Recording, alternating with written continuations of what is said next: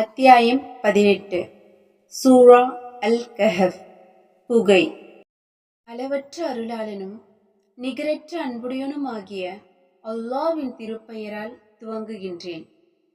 தன் அடியார் மீது எந்தவிதமான முரண்பாடு கோணலும் இல்லாததாக ஆக்கி இவ்வேதத்தை இறக்கி வைத்தானே, அந்த அல்லாஹ்வுக்கே புகழ் அனைத்தும் உரித்தாகும். அது உறுதியான வழியை காண்பிப்பது, அவனிடத்திலிருந்துள்ள கடினமான வேதனையை பற்றி அச்சமூட்டுவதற்காகவும், சாலிஹான நற்செயல்கள் செய்யும் முஃமின்களுக்கு நிச்சயமாக அவர்களுக்கு அழகிய நற்கூலியான சுவனப்பதி இருக்கிறது என்று நன்மாராயம் கூறுவதற்காகவும் குர்ஆனை அருளினான். அதில், அதாவது சுவனப்பதியில் அவர்கள் என்றென்றும் தங்கியிருப்பார்கள்.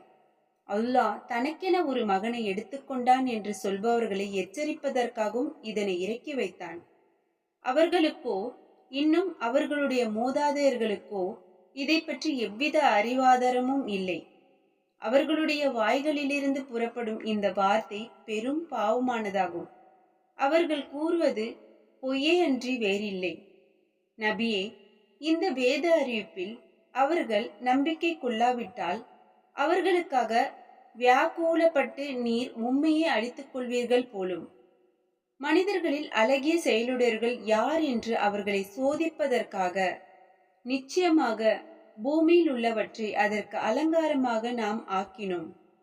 இன்னும் நிச்சயமாக நாம் அதன் மீது உள்ளவற்றை ஒரு நாள் அழித்து புற்பூண்டில்லா பாலை நிலமாக்கி விடுவோம். அந்த குகையில் இருந்தோரும் சாசனத்தையுடையோரும் நம்முடைய ஆச்சரியமான அத்தாட்சிகளில் நின்றும் உள்ளவர்கள் என எண்ணுகிறீரோ? அந்த இளைஞர்கள் குகையினுள் தஞ்சம் புகுந்த போது அவர்கள், எங்கள் இறைவா, நீ உன்னிடமிருந்து எங்களுக்கு ரஹமத்தை அருள்வாயாக. இன்னும் நீ எங்களுக்கு எங்கள் காரியத்தை சீர்திருத்தி தருவாயாக என்று கூறினார்கள். ஆகவே நாம் அவர்களை எண்ணப்பட்ட பல ஆண்டுகள் வரை அக்குகையில் தூங்குமாறு அவர்களுடைய காதுகளின் மீது திரையிட்டு தடை ஏற்படுத்தினோம். பின்பு அக்குகையில் தங்கியிருந்த இரு பிரிவினர்களில் எப்பிரிவினர் தாங்கள் குகையில் தங்கியிருந்த கால அளவை நன்கு அறிந்திருந்தார்கள் என்பதை சோதிப்பதற்காக அவர்களை நாம் எழுப்பினோம். நபியே, நாம் உமக்கு அவர்களுடைய வரலாற்றை உண்மையை கொண்டு அறிவிக்கிறோம். நிச்சயமாக அவர்கள் இளைஞர்கள் தங்கள் இறைவன் மீது ஈமான் கொண்டார்கள். இன்னும் நாம் அவர்களை நேர்வழியில் அதிகப்படுத்தினோம். அவர்கள் கொடுமைக்கார அரசன் முன்னிலையில் எழுந்து நின்று, வானங்களுக்கும் பூமிக்கும் இறைவனாகிய அவனே எங்களுடைய இறைவன், எக்காலத்தும் அவனையன்றி வேறு எவரையும் நாயன் என்று அழைக்க மாட்டோம், அப்படி செய்தால் குஃப்ரில் கொண்டு சேர்க்கும் வரம்பு மீறியதை சொன்னவர்கள் ஆவோம் என்று அவர்கள் உறுதியாக கூறிய நிலையில் அவர்கள் இதயங்களை நாம் வலுப்படுத்தினோம். எங்கள் சமூகத்தாராகிய அவர்கள் அவனையன்றி வேறு நாயனை ஏற்றுக்கொண்டிருக்கிறார்கள். அவர்கள் அவற்றின் மீது தெளிவான அத்தாட்சியை கொண்டு வர வேண்டாமா? ஆகவே அல்லாஹ்வின் மீது பொய்யாக இட்டு கட்டுபவனை விட அநியாயக்காரன் யார் என்றும் கூறினார்கள். அவர்களையும் அவர்கள் வணங்கும் அல்லாஹ் அல்லாதவற்றையும் விட்டு விலகி நீங்கள் குகையின் பால் ஒதுங்கிக் கொள்ளுங்கள். உங்களுடைய இறைவன் தன்னுடைய ரஹமத்திலிருந்து உங்களுக்கு விசாலமாக கொடுத்து உங்கள் காரியத்தில் உணவு பிரச்சனையை உங்களுக்கு எளிதாக்கி தருவான் என்று அவர்களில் ஓர் இளைஞர் சொன்னார். சூரியன் உதயமாகும் போது அவர்கள் மீது படாமல் அது அவர்களுடைய குகையின் வலப்புறம் சாய்வதையும், அது அஸ்தமிக்கும் போது அது அவர்களுடைய இடப்புறம் செல்வதையும் நீர் பார்ப்பீர். அவர்கள் அதில் ஒரு விசாலமான இடத்தில் இருக்கின்றனர். இது அல்லாஹ்வின் அத்தாட்சிகளில் உள்ளதாகும்.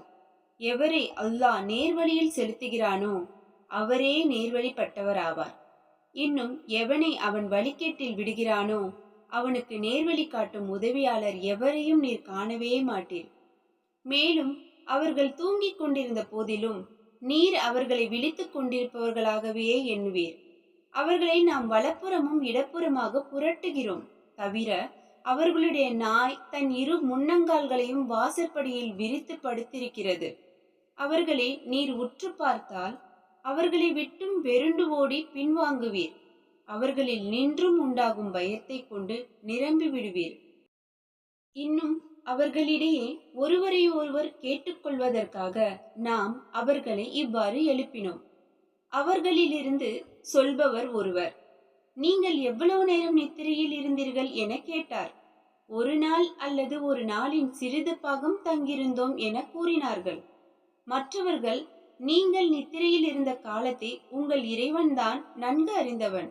ஆகவே உங்களில் ஒருவரை இந்த வெள்ளிக்காசுடன் பட்டணத்திற்கு அனுப்புங்கள். அவர்கள் சுத்தமான ஆகாரம் ஏது என்பதை நன்கு கவனித்து அதிலிருந்த ஆகாரத்தை உங்களுக்காக கொண்டு வரட்டும். மேலும் அவர் எச்சரிக்கையாக இருக்கட்டும், உங்களை பற்றி எவருக்கும் அவர் அறிவித்து விட வேண்டாம் என்றனர். ஏனென்றால் நிச்சயமாக அவர்கள் உங்களை அறிந்து கொண்டால் உங்களை கல்லால் அடித்து கொன்று விடுவார்கள், அல்லது தங்களுடைய மார்க்கத்தில் உங்களை மீட்டி விடுவார்கள். அப்புறம் நீங்கள் ஒருபோதும் வெற்றியடைய மாட்டீர்கள் என்றும் கூறினர். இன்னும் நிச்சயமாக அல்லாஹ்வின் வாக்குறுதி உண்மையானது என்றும் நிச்சயமாக கியாம நாளிலும் சந்தேகமில்லை என்றும் அப்பட்டணவாசிகள் அறிந்து கொள்வதற்காகவே இவ்வாறு அவர்களை பற்றிய விஷயத்தை வெளியாக்கினோம். அப்பட்டணவாசிகளோ இவர்கள் யார் என்பதை பற்றி தர்கித்துக் கொண்டதை நபியே நினைவு கூறும். இவர்கள் இருந்த இடத்தின் மீது ஒரு கட்டடத்தை கட்டுங்கள், இவர்களை பற்றி இறைவனே நன்கறிவான் என்றனர். இதில் எவர்களுடைய கருத்து மிகைத்ததோ அவர்கள் நிச்சயமாக அவர்கள் மீது ஒரு மஸ்ஜிதை அமைப்போம் என்று கூறினார்கள். அவர்கள் 3 பேர்தாம். அவர்களில் 4வது அவர்களுடைய நாய் என்று சிலர் கூறுகின்றனர். இல்லை, அவர்கள் 5 பேர்தாம்.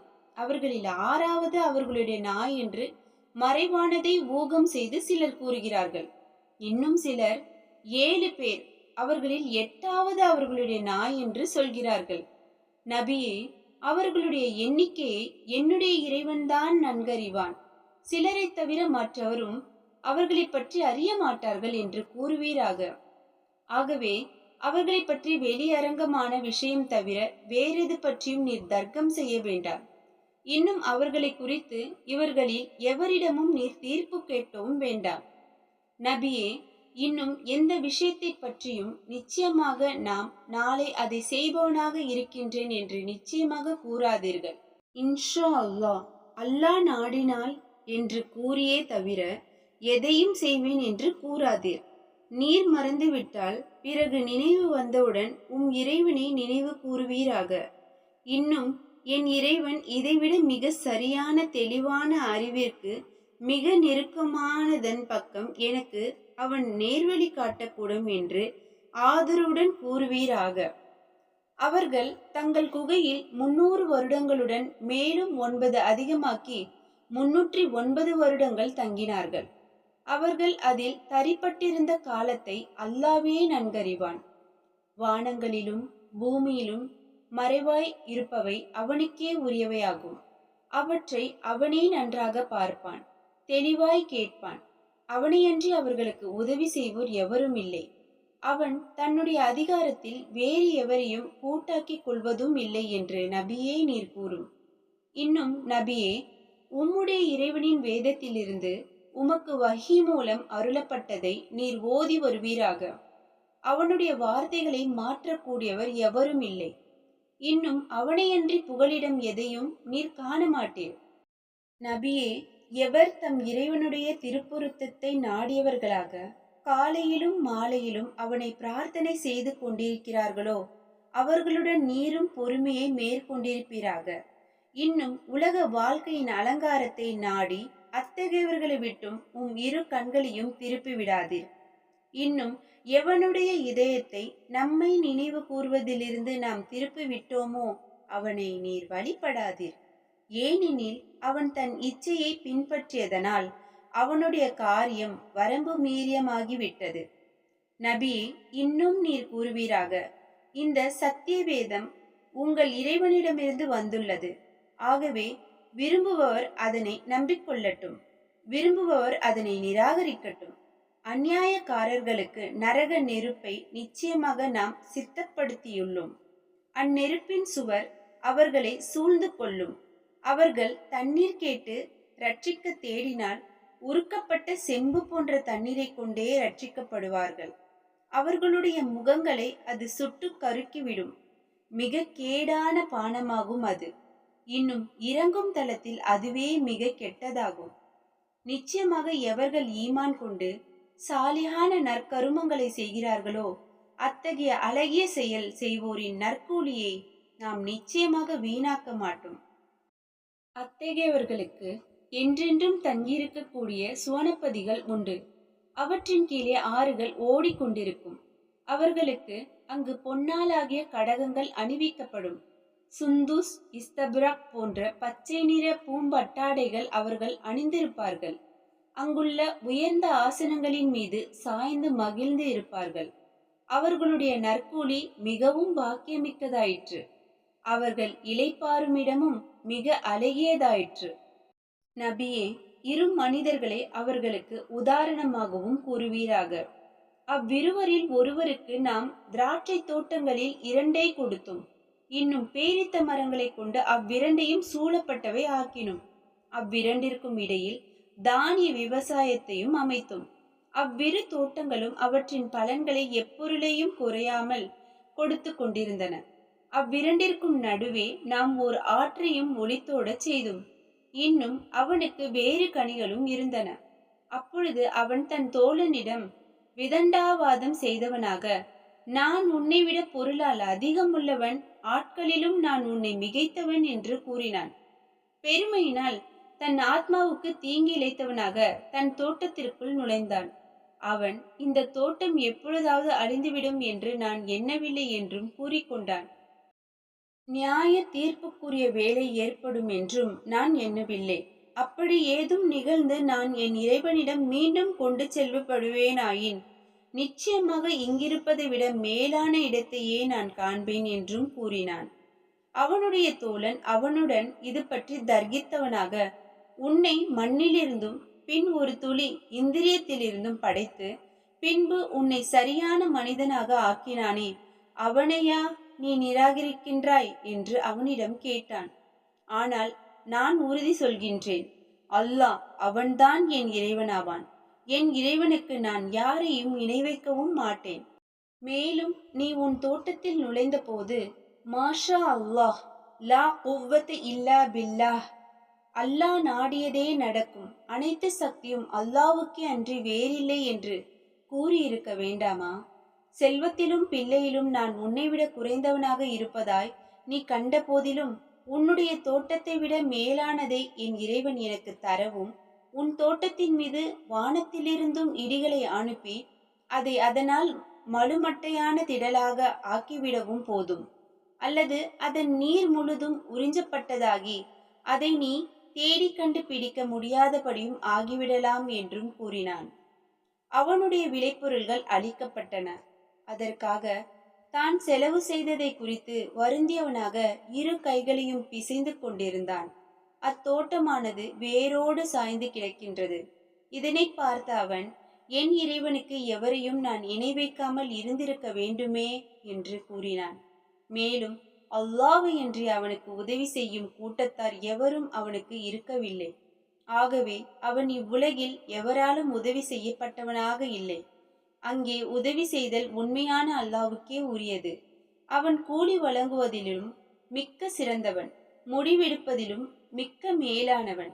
மேலும் இவ்வுலக வாழ்க்கைக்கு ஒரு உதாரணம் அவர்களுக்கு நபியே நீர் கூறுவீராக. அது நாம் வானத்திலிருந்து இறக்கி வைத்த நீரை போலிருக்கிறது. பூமியிலுள்ள தாவரங்கள் அதனுடன் கலந்து செழித்தன. ஆனால் அவை காய்ந்து பதறாகி அவற்றை காற்று அடித்து கொண்டு போய் விடுகிறது. மேலும் எல்லா பொருளின் மீதும் அல்லாஹ் ஆற்றலுடையவனாக இருக்கின்றான்.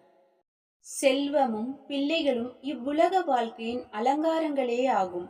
என்றும் நிலைத்து நிற்கக்கூடிய நற்கருமங்களே உம்முடைய இறைவனிடத்தில் நன்மை பலனுடையவையாகவும் அவனிடத்தில் நம்பிக்கையுடன் ஆதரவு வைக்கத்தக்கவையாகவும் இருக்கின்றன. நபியே, ஒரு நாள் நாம் மலைகளை அவற்றின் இடங்களை விட்டு பெயர்த்து விடுவோம். அப்போது பூமியை நீர் வெட்ட வெளியாக காண்பீர்.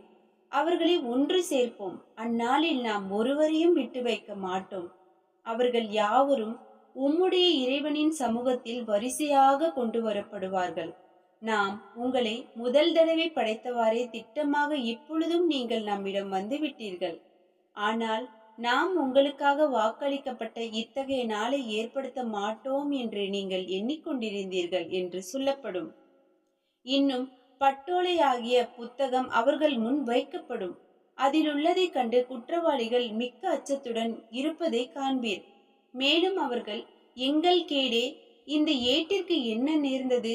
சிறியவையோ பெரியவையோ எதையும் வரையறுக்காது இது விட்டு வைக்கவில்லையே என்று கூறுவார்கள். இன்னும் அவர்கள் செய்த யாவும் அவர்கள் முன் வைக்கப்படுவதை காண்பார்கள். ஆனால் உம்முடைய இறைவன் ஒருவருக்கும் அநியாயம் செய்ய மாட்டான். அன்றியும் ஆதமுக்கு சுஜுது செய்யுங்கள் என்று நாம் மலக்குகளிடத்தில் கூறியதை நபியே நினைவு கூர்வீராக. அப்போது இப்லீஸை தவிர அவர்கள் சுஜுது செய்தார்கள். அவன், இப்லீஸ், ஜின் இனத்தை சேர்ந்தவனாக இருந்தான். அவன் தன் இறைவனுடைய கட்டளையை மீறிவிட்டான். ஆகவே நீங்கள் என்னையின்றி அவனையும் அவன் சந்ததியாரையும் உங்களை பாதுகாப்பவர்களாக எடுத்துக்கொள்வீர்களா? அவர்களோ உங்களுக்கு பகைவர்களாக இருக்கிறார்கள். அக்கிரமக்காரர்கள் இவ்வாறு மாற்றிக்கொண்டது மிகவும் கெட்டதாகும். வானங்களையும் பூமியையும் படைப்பதற்கோ இன்னும் அவர்களையே படைப்பதற்கோ அவர்களை நான் உதவிக்கு அருகே வைத்துக் கொள்ளவில்லை. வழிகெடுக்கும் இவர்களை எதிலும் நான் உதவியாளர்களாக ஏற்படுத்திக் கொள்ளவில்லை. எனக்கு இணையானவர்கள் என எவர்களை நீங்கள் எண்ணிக்கொண்டிருந்தீர்களோ அவர்களை நீங்கள் அழையுங்கள் என்று அவன் கூறக்கூடிய நாளில் இவர்கள் அவர்களை அழைப்பார்கள். ஆனால் அவர்கள் இவர்களுக்கு பதிலளிக்க மாட்டார்கள். இன்னும் அவர்களுக்கிடையே நாசத்தை நாம் ஏற்படுத்துவோம். இன்னும் குற்றவாளிகள் நரக நெருப்பை பார்ப்பார்கள். தாங்கள் அதில் விழப்போகிறவர்கள் என்பதை தெரிந்து கொள்வார்கள். அதிலிருந்து தப்ப மாற்றிடம் எதையும் காண மாட்டார்கள். இன்னும் நிச்சயமாக நாம் இந்த குர்ஆனில் ஒவ்வொரு உதாரணத்தையும் மனிதர்களுக்காக விளக்கியுள்ளோம். எனினும் மனிதன் அதிகமாக தர்க்கம் செய்பவனாகவே இருக்கின்றான். மனிதர்களிடம் நேர்வழி வந்தபோது அவர்கள் நம்பிக்கை கொள்வதையும் தங்கள் இறைவனிடம் பிழை பொறுக்க தேடுவதையும் தடை செய்வதெல்லாம் முன் சென்றவர்களுக்கு நேர்ந்தது இவர்களுக்கும் நேர்தல் அல்லது இவர்களுக்கு எதிரிலேயே நம்முடைய வேதனை வருதல் ஆகியவை தவிர வேறில்லை. இன்னும் நாம் தூதர்களை நன்மாராயம் கூறுபவர்களாகவும் அச்சமூட்டி எச்சரிக்கை செய்பவர்களாகவும் அல்லாமல் அனுப்பவில்லை. எனினும் காபிர்களோ பொய்யை கொண்டு சத்தியத்தை அழித்து விடுவதற்காக தர்க்கம் செய்கிறார்கள். என்னுடைய அத்தாட்சிகளையும் அச்சமூட்டி எச்சரிக்கை செய்யப்பட்டதையும் பரிகாசமாகவே எடுத்துக்கொள்கின்றனர். எவன் தன் இறைவனுடைய வசனங்களை கொண்டு உபதேசிக்கப்பட்டும் அவற்றை புறக்கணித்து தன் இரு கரங்களும் செய்த குற்றங்களை மறந்து விடுகிறானோ அவனை விட பெரிய அக்கிரமக்காரன் எவன் இருக்கின்றான்? நிச்சயமாக நாம் அவர்களுடைய இருதயங்களின் மீது இதை விளங்கி கொள்ளாதவாறு திரைகளையும் அவர்களுடைய செவிகளில் செவிட்டுத்தனத்தையும் ஏற்படுத்தியிருக்கின்றோம். ஆதலால் நீர் அவர்களை நேர்வழியின் பால் அழைத்தாலும் அவர்கள் ஒருபோதும் நேர்வழி அடைய மாட்டார்கள். நபியே, உம் இறைவன் மிக பிழை பொறுப்பவனாகவும் மிக்க கிருபையுடையவனாகவும் இருக்கின்றான். அவர்கள் சம்பாதித்த தீவினைகளை கொண்டு உடனுக்குடன் அவர்களை பிடிப்பதாக இருந்தால் நிச்சயமாக அவர்களுக்கு வேதனை தீவிரமாக்கி இருப்பான். ஆனால் அவர்களுக்கு ஒரு குறிப்பிட்ட தவணை உண்டு. அப்போது அவனையன்றி புகலிடத்தை காணவே மாட்டார்கள். மேலும் அவ்வூர்வாசிகளை அவர்கள் அக்கிரமம் செய்த போதும் நாம் அழித்தோம். ஏனெனில் அவர்களை அழிப்பதற்கு குறிப்பிட்ட தவணையை நாம் ஏற்படுத்தி இருந்தோம். இன்னும் மூசா தம் பணியாளனிடம், இரு கடல்களும் சேரும் இடத்தை அடையும் வரை நீங்காது நடப்பேன் அல்லது வருடக்கணக்கில் நான் போய்கொண்டிருப்பேன் என்று கூறியதை நீர் நினைவுபடுத்துவீராக. அவர்கள் இருவரும் அவ்விரண்டு கடல்களுக்கும் இடையே ஒன்று சேரும் இடத்தை அடைந்த போது அவ்விருவருடைய மீனை அவ்விருவரும் மறந்துவிட்டனர்.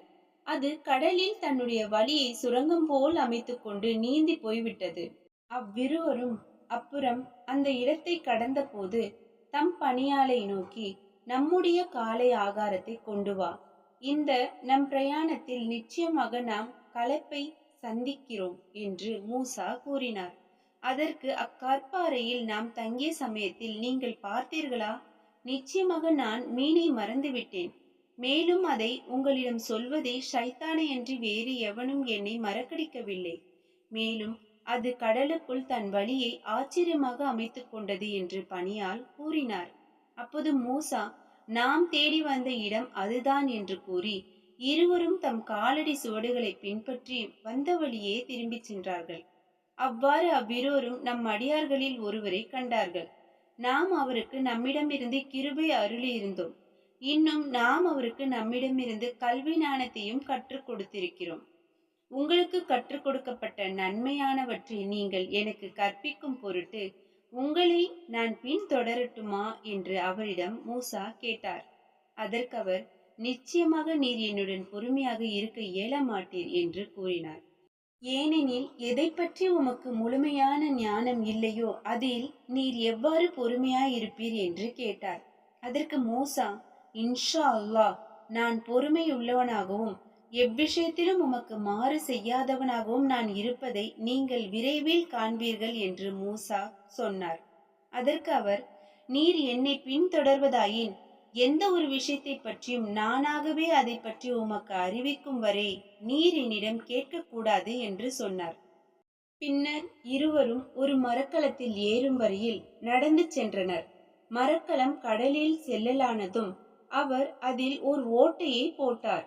இதில் உள்ளவர்களை மூழ்கடிக்கவா நீங்கள் இதில் ஒரு ஓட்டையை போட்டீர்கள்?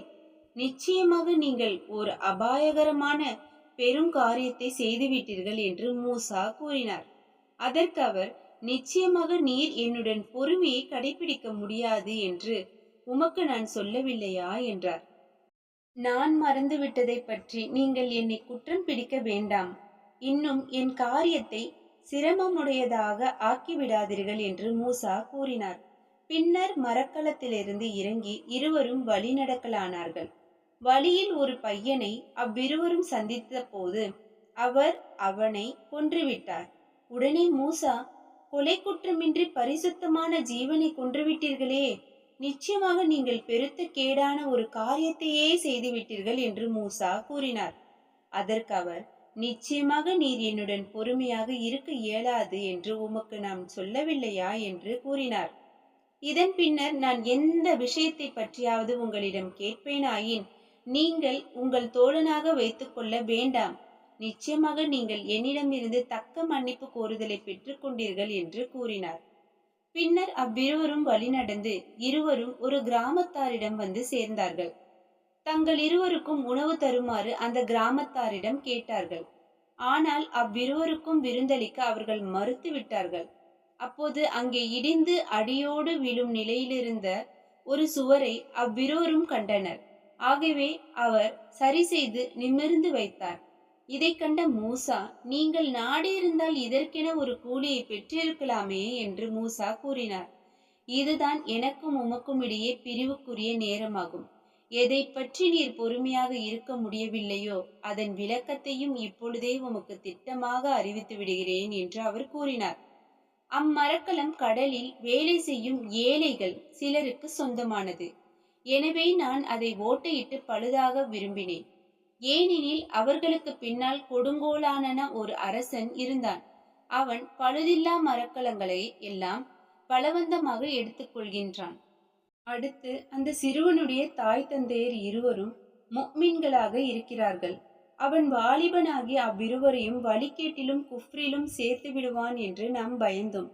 இன்னும் அவ்விருவருக்கும் பரிசுத்தத்திலும் பெற்றோரிடம் அன்பு செலுத்துவதிலும் சிறந்திருக்க கூடிய ஒரு மகனை அவ்விருவருடைய இறைவன் கொலையுண்டவனுக்கு பதிலாக கொடுப்பதை நாம் விரும்பினோம். இனி நான் நிமிர்த்து வைத்த அந்த சுவர் அந்த பட்டினத்தில் உள்ள அனாதை சிறுவர் இருவருக்குரியது. அதன் அடியில் அவ்விருவருக்கும் சொந்தமான புதையல் உள்ளது. அவ்விருவருடைய தந்தை சாலிஹான நல்ல மனிதராக இருந்தார். எனவே அவ்விருவருக்கும் தக்க புதையலையும் வெளிப்படுத்தி எடுத்துக்கொள்ள வேண்டும் என உம்முடைய இறைவன் நாடினான். இவையெல்லாம் இறைவனுடைய ரஹமத்தில் நின்றும் உள்ளவை. என் விருப்பு வெறுப்பின்படி எந்த காரியத்தையும் செய்யவில்லை. எதை பற்றி நீர் பொறுமையாக இருக்க முடியவில்லையோ அதன் விளக்கம் இதுதான் என்று கூறினார். நபியே, அவர்கள் துல்கர்ணனை பற்றி உங்களிடம் வினவுகின்றனர். அவருடைய வரலாற்றில் சிறிது உங்களுக்கு நான் போதி காண்பிக்கிறேன் என்று நீர் கூறுவீராக. நிச்சயமாக நாம் அவருக்கு பூமியில் தம் ஆட்சியை நிறுவ வசதிகள் அளித்தோம். இன்னும் ஒவ்வொரு பொருளிலிருந்தும் தக்க பலனடையும் வழியையும் அவருக்கு காண்பித்து கொடுத்தோம். ஆகவே அவர் ஒரு வழியை பின்பற்றினார். சூரியன் மறையும் மேற்கு திசை வரை அவர் சென்றடைந்த போது அது ஒரு சேறு கலந்த நீரில் மூழ்குவது போல் மறைய கண்டார். இன்னும் அவர் அவ்விடத்தில் ஒரு சமூகத்தினரையும் கண்டார். துல்கர்ணனே, நீர் இவர்களை தண்டித்து வேதனை செய்யலாம் அல்லது அவர்களுக்கு அழகியதான நன்மை செய்யலாம் என்று நாம் கூறினோம். ஆகவே மக்களிடம் அவர் கூறினார், எவன் ஒருவன் அநியாயம் செய்கிறானோ அவனை நாம் வேதனை செய்வோம். பின்னர் அத்தகையவன் தன் இறைவனிடத்தில் மீள்விக்கப்பட்டு இறைவனும் அவனை கடுமையான வேதனையை கொண்டு வேதனை செய்வான். ஆனால் எவன் ஈமான் கொண்டு சாலிகான நல்ல செயல்களை செய்கிறானோ அவனுக்கு அழகான நற்கூலி இருக்கிறது. இன்னும் நம்முடைய கட்டளைகளில் இலகுவானதை அவனுக்கு நாம் கூறுவோம். பின்னர் அவர் மற்றும் ஒரு வழியை பின்பற்றி சென்றார். அவர் சூரியன் உதயமாகும் கிழக்கு திசையை எத்திய போது அது ஒரு சமூகத்தாரின் மீது உதயமாகி அவர்கள் வெயிலில் இருப்பதை கண்டார். அவர்களுக்கும் சூரியனுக்கும் இடையே நாம் ஒரு தடுப்பையும் ஏற்படுத்தவில்லை. வெப்பத்திலிருந்து தம்மை காத்து கொள்ளாத அவர்களுடைய நிலை அவ்வாறுதான் இருந்தது. இன்னும் என்னென்ன அவருடன் இருந்தது என்பதை நாம் நன்கறிந்திருக்கின்றோம். பின்னர் அவர் வேறொரு வழியை பின்பற்றி சென்றார். இரு மலைகளுக்கிடையே இருந்த ஓரிடத்தை அவர் எத்திய போது அவ்விரண்டிற்கும் அப்பால் இருந்த ஒரு சமூகத்தாரை கண்டார். அவர்கள் எந்த சொல்லையும் விளங்கிக் கொள்பவராக இருக்கவில்லை. அவர்கள், துல்கர்ணனே, நிச்சயமாக யஹஜும் மஹஜும் பூமியில் பசாது குழப்பம் செய்கிறார்கள். ஆதலால் எங்களுக்கும் அவர்களுக்கும் இடையே ஒரு தடுப்பு சுவரை நீர் ஏற்படுத்தி தரும் பொருட்டு நாங்கள் உமக்கு ஒரு தொகையை தரலாமா என்று கேட்டார்கள். அதற்கவர், என் இறைவன் எனக்கு எதில் வசதிகள் அளித்திருக்கிறானோ அது நீங்கள் கொடுக்க இருப்பதை விட மேலானது. ஆகவே உங்கள் உடல் பலம் கொண்டு எனக்கு நீங்கள் உதவி செய்யுங்கள். நான் உங்களுக்கும் அவர்களுக்கும் இடையே ஓர் உறுதியான தடுப்பை ஏற்படுத்தி விடுகிறேன் என்று கூறினார். நீங்கள் இரும்பு பாலங்களை எனக்கு கொண்டு வாருங்கள் என்றார். பிறகு அவை இரு மலைகளின் இடையே நிரம்பி உச்சிக்கு சமமாகும் போது ஊதுங்கள் என்றார். அதனை அவர் நெருப்பாக ஆக்கியதும், பின்னர் உருக்கிய செம்பை என்னிடம் கொண்டு வாருங்கள், அதன் மேல் ஊற்றுகிறேன் என்றார். எனவே யஹஜும் மஹஜு கூட்டத்தார் அதன் மீது ஏறவும் சக்தி பெறவில்லை. அதில் துவாரமிடமும் அவர்கள் சக்தி பெறவில்லை. இது என் இறைவனிடமிருந்துள்ள ஒரு கிருபையே ஆகும். ஆனால் என் இறைவனுடைய வாக்குறுதி நிறைவேறும் போது அவன் இதனையும் தூள் தூளாக்கி விடுவான். மேலும் என் இறைவனுடைய வாக்குறுதி முற்றிலும் உண்மையானதே என்று கூறினார். இன்னும் அந்நாளில் அவர்களில் சிலரை சிலருடன் கடல் அலைகள் மோதுவதைப் போல மோதுமாறு நாம் விட்டு விடுவோம். பின்னர் சூர் எக்காலம் ஊதப்படும். பிறகு நாம் அவர்களை ஒன்று சேர்ப்போம். காஃபிர்களுக்கு அந்நாளில் நரகத்தை அவர்கள் முன் ஒரே பரபரப்பாக பரப்பி வைப்போம். அவர்கள் எத்தகையோர் என்றால், என் நினைவை விட்டும் அவர்களுடைய கண்களில் திரையிடப்பட்டிருந்தன. இன்னும் நல்லுபதேசங்களை செவிமடுக்கவும் அவர்கள் சக்தியற்று போயினர். நிராகரிப்பவர்கள் என்னையன்றி என் அடியார்களை தம் பாதுகாவலர்களாக எடுத்துக்கொள்ளலாம் என்று எண்ணுகிறார்களா? நிச்சயமாக இக்காபிர்கள் விருந்துக்கு இறங்கும் இடமாக நரகத்தையே சித்தப்படுத்தி வைத்திருக்கின்றோம். தம் செயல்களில் மிக பெரும் நஷ்டவாளிகள் யார் என்பதை நான் உங்களுக்கு அறிவிக்கட்டுமா என்று நபியே நீர் கேட்பீராக. யாருடைய முயற்சி இவ்வுலக வாழ்வில் பயனற்று போயிருக்க தாங்கள் மெய்யாகவே அழகான காரியங்களையே செய்வதாக எண்ணிக்கொண்டிருக்கிறார்களோ அவர்கள்தாம். அவர்கள் தங்களுடைய இறைவனின் வசனங்களையும் அவனை மறுமையில் சந்திப்போம் என்பதையும் நிராகரிக்கிறார்கள். அவர்களுடைய செயல்கள் யாவும் வீணாகும். மறுமை நாளில் அவர்களுக்காக எந்த மதிப்பையும் நாம் ஏற்படுத்த மாட்டோம். ஆகவே அவர்களுடைய கூலியாகும் அதுதான் நரகம். ஏனென்றால் அவர்கள் உண்மையை நிராகரித்தார்கள். என்னுடைய வசனங்களையும் என் தூதர்களையும் ஏளனமாகவே எடுத்துக்கொண்டார்கள். நிச்சயமாக எவர் ஈமான் கொண்டு சாலியான நல்ல செயல்களை செய்கிறார்களோ அவர்கள் விருந்துக்கு இறங்கும் இடமாக ஃபிர்தௌஸ் என்னும் தோட்டங்கள் இருக்கும். அதில் அவர்கள் என்றென்றும் தங்கியிருப்பார்கள். அவர்கள் அதிலிருந்து மாறி வேறிடம் செல்ல விரும்ப மாட்டார்கள். நபியே நீர் கூறுவீராக, என் இறைவனுடைய வார்த்தைகளை எழுதுவதற்காக கடல் முழுவதும் மையாக ஆகுமானாலும் என் இறைவனுடைய வார்த்தைகள் எழுதி முடிப்பதற்குள் கடல் நீர் தீர்ந்துவிடும். அதே போல் இன்னொரு கடலையே நாம் உதவிக்கு கொண்டு வந்தாலும் சரி. நபியே, நீர் சொல்வீராக, நிச்சயமாக நான் உங்களைப் போன்ற ஒரு மனிதனே. நிச்சயமாக உங்களுடைய நாயன் ஒரே நாயன்தான் என்று எனக்கு வஹி அறிவிக்கப்பட்டிருக்கிறது. எவன் தன்னுடைய இறைவனை சந்திக்கலாம் என ஆதரவு வைக்கின்றானோ அவன் சாலிகான நல்ல செயல்களை செய்து தம் இறைவனை வணங்குவதில் வேறு எவரையும் இணை வைக்காமல் இருப்பானாக.